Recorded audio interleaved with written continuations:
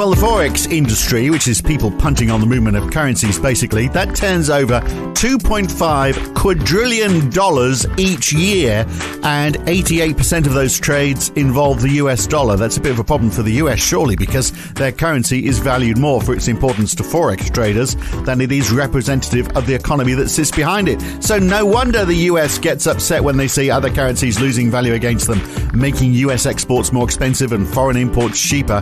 But can they do anything about it? Today, currency wars, how they're fought and who ultimately wins, apart from the Forex traders, of course. It's the Debunking Economics podcast with Professor Steve Keen. I'm Phil Dobbie. Welcome along. So remember Donald Trump? We all remember him. He repeatedly accused China of manipulating its currency during his reign in the United States. The yuan went from being worth about 16 US cents down to being worth 14 US cents. Not a huge move, but it did mean that it was cheaper for people to buy stuff from China, so it helped with China's exports. So, Steve, I mean, first of all, did Donald Trump have a point? Was this currency manipulation? And how do you even go about manipulating your currency to devalue it, if that's what they were doing? Well, look, all national governments, through their treasury, mainly through the central bank, all of them are involved in manipulating their own currencies. So, it's the pot calling the kettle black in the case of Donald Trump, because the United States is just as likely to do it, though it has less lead because it's the international exchange currency. But they all get involved in dirty floats when they want to have some impact upon their balance of payments, or their export competitiveness. They'll all get involved in buying and selling their own currency on international currency markets. But it's people are still thinking about this like it's back in the days of the gold standard. And that's one reason why you get ridiculous outcomes out of this, because people are expecting you can, fight against a central bank. And that's only going to work if there's something happening to their trading account that means they're forever running out of their own dollars, so their kind of currency is becoming more and more vulnerable. Places like Turkey, for example, the people have tried to bet against Japan, and they call that particular trade the Widowmaker. Right. Please explain. Because it sends a person to do it bankrupt when they commit suicide. Right. Nice. Yeah. Okay. And in the UK, it was the same deal, wasn't it? If we go back to 1964, which was incidentally the year I was born, during the Labour government then, they had a deficit of 800 million. They devalued because of that. They were worried about speculation against the pound. They were worried about losing their foreign currency reserves. It was fixed currencies in those days. So they moved sterling they devalued it to a new fixed parity with the US dollar of $2.40. Yeah. And the reason things are very different under floating exchange rates as opposed to fixed exchange rates, is that when you fix your exchange rate to something, whether that's somebody else's currency or it's gold, then you can run out of somebody else's currency or gold and be forced to devalue. And that's, of course, what George Soros used.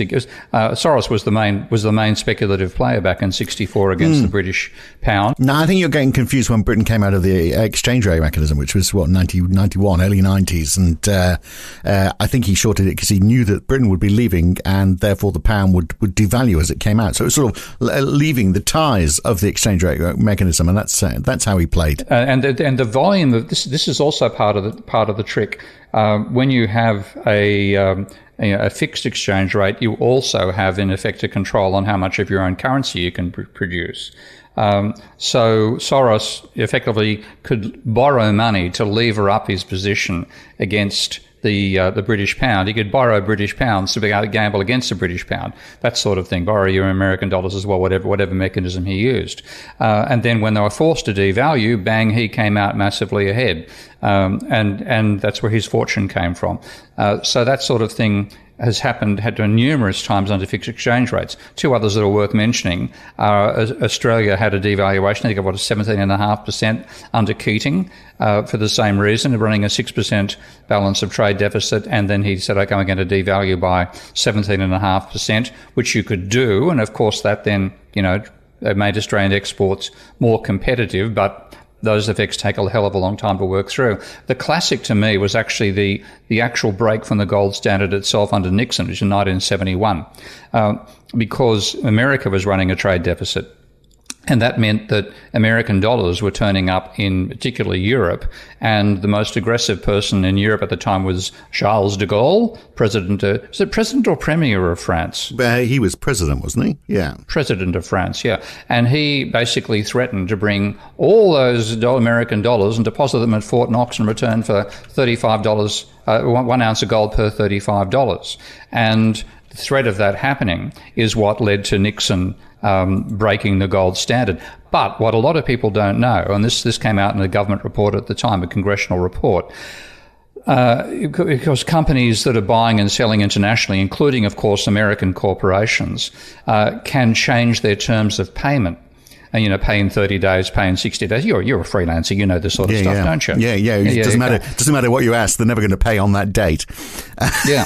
Well, there are some exceptions, but of course. Let's not talk about them. Yeah. Okay. Yeah. So what then happened was American corporations expected the American currency to devalue. So in their own dealings with their own subsidiaries overseas, so like, for example, let's say Ford America to Ford Australia, they basically said, I'm actually,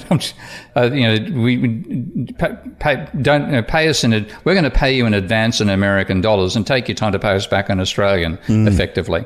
And what that meant was the scale of multinational, American-owned multinational corporations manipulating their payment terms was actually what caused the rapid fall in the stocks of American dollars. They're basically American dollars going offshore because of it.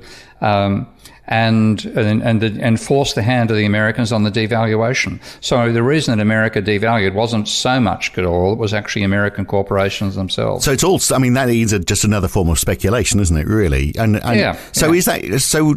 That was the danger of fixed exchange rates. So this idea of speculation is that it is part of the reasoning behind floating exchange rates. That you get rid of that. That it's you can't speculate because you're not because you've got a movable feast. It's harder to tell which way currencies are going to go.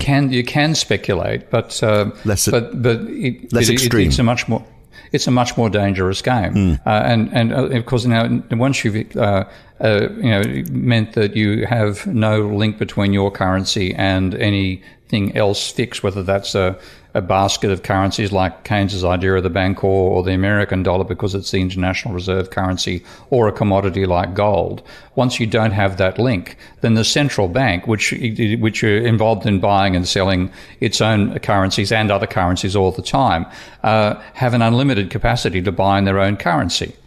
Yeah. So that means that you're betting against the central bank. Now, if the central bank itself has to have reserves of other currencies and it's running out of those, then that ultimately means the central bank can be weakened by it, and the country government itself can find, like countries like Argentina, when they issue bonds in their own currency, they've got to offer enormous interest rates, or they offer bonds in another currency like the American dollar with much lower interest rates, but a higher potential rate of default, because to get the American dollars to pay you, they've got to actually export Argentinian goods to get American dollars back in return for stuff made with Argentinian pesos, etc., etc. And that therefore means that they're very vulnerable. So they can be forced to devalue, and therefore when they try to sell their bonds, even if they're denominated in American dollars, they've got to offer very high interest rates to cover that potential for default, which buyers are factoring into their purchase price. Right. But if you look at, that becomes a reason then not to have actually in some of these countries floating exchange rates. Then wouldn't they be better off?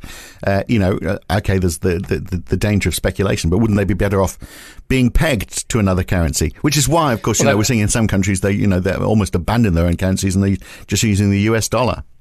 Well, that's happened in Ecuador, for example, and that was again.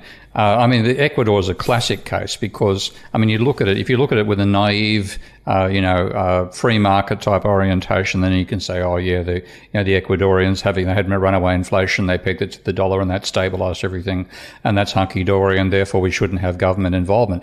In fact, one reason why Ecuador turned so politically left at the time was that I don't know the story in great detail, but I've heard this through my own Ecuadorian contacts in the government at the time, that the banks, the private banks, said, you've got a resources. We need these dollars to be able to meet our own commitments. And they gave them the money, and some of the people involved in this absconded to a nice little foreign country called Florida.